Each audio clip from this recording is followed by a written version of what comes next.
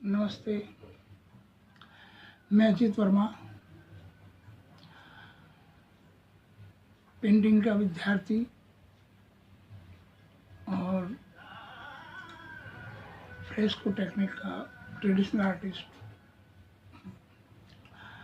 ये जो पेंटिंग मैंने किया है ये इटालियन फ्रेस्को की टेक्निक से किया है और माइकल एंजेलो ने भी वही स्टाइल से किया है, लेकिन इसमें फ़र्क ये है कि वहाँ उसने जो यूज़ किया है उसमें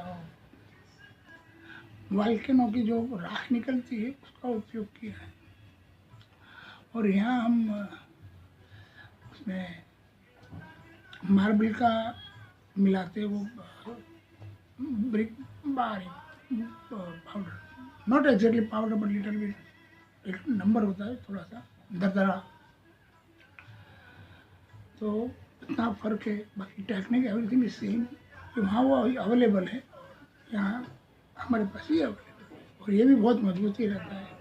कोई अपने हिंदुस्तान में कितनी बड़ी बड़ी बिल्डिंगें बनी हैं, बड़े बड़े फ्रेस्कोज हुए हैं पुराने राजस्थान में, देखो आप गुजरात में भी कहीं कहीं पर है, साउथ में है, नॉर्थ में भी कई जगह है, तो ये काम हुआ है बहुत सारा। तो उसमें यही टेक्निक पुरानी, बिल्कुल पुरानी टेक्निक है और मैं उसका ट्रेडिशनल आर्टिस्ट हूँ।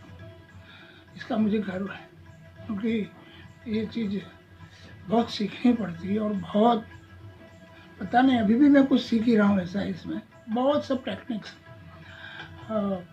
खैर ट्रेडिशनली जो चली आती है वो एक अलग बात है, लेकिन और भी बहुत सब संभावनाएं इसमें है। मैं ढूंढ रहा हूँ, मैं सर्च कर रहा हूँ, काफ़ी कुछ कर रहा हूँ।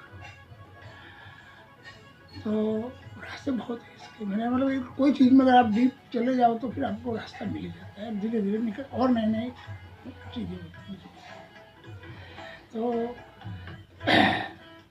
इसमें लाइम का प्लास्टर किया जाता है, लाइम और चिक्की जो होती है, मार्बल पाउडर जो बोलते हैं, पाउडर नहीं बट एक्जैक्टली लिटिल बिट थोड़ा सैंड जैसा, उसको फिर पीसा जाता है समथिंग और बाद में उसको लगाया जाता है, प्लास्टर किया जाता है। ये जो टेक्निक है इसमें क्या होता है कि प्लास्टर करने के बाद सूखे उससे पहले पहले इसमें पेंटिंग हो जाना चाहिए अर्थ कलर से। अर्थ कलर काम में नहीं जाता, ताकि सूखे उससे पहले हो जाए तो क्या कलर लाइन पकड़ लेता है। तो उसके पीछे एक साइंटिफिक रीज़न भी है, तो पकड़ लेता है और दूसरे दिन आप पानी छांटो कलर निकलेगा भी नहीं, और कलर सिंपल पाउडर सा कलर लो और पेंट लगाओ, बूंद बूंद कुछ नहीं और लगाओ बिल्कुल। लेकिन उसके पीछे मेहनत बहुत होती है, कलर बनाना, ये करना वो करना, वो उसकी भी बहुत बड़ी प्रक्रिया है, जटिल प्रक्रिया है वैसे तो ऐसा है।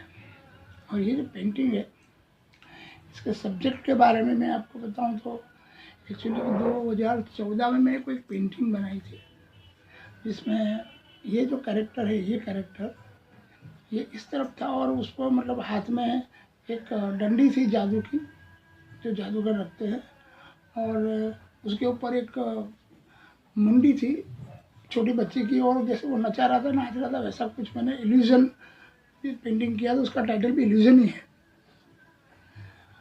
तो वो जो पेंटिंग मुझे कुछ याद आई, कुछ चीज़ के हम बचपन से जो पढ़ते आए और अब कुछ नए संशोधन हो रहे हैं, उनके पीछे काफ़ी कुछ चेंजेस भी हो रहे हैं।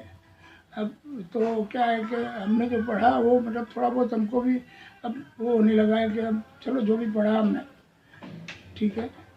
तो तो ये कारण ये रहा कि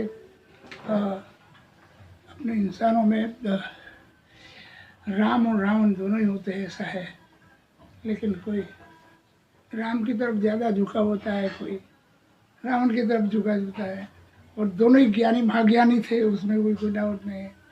तो ये जो चीज़ है हमारे इतिहासकारों ने कुछ मतलब कोई भी कारण से चलते मतलब कुछ हिस्ट्री को थोड़ी बहुत आगे पीछे जो की जो भी है, तो ये मैंने ये जो है ये इतिहासकार है जो अपनी कठपुतली महाराणा जी बना के, राणा प्रताप जी की कठपुतली बना के उसको चाहे ऐसा नचाए, मतलब उसने चाहे ऐसा उसकी हिस्ट्री लिख दी।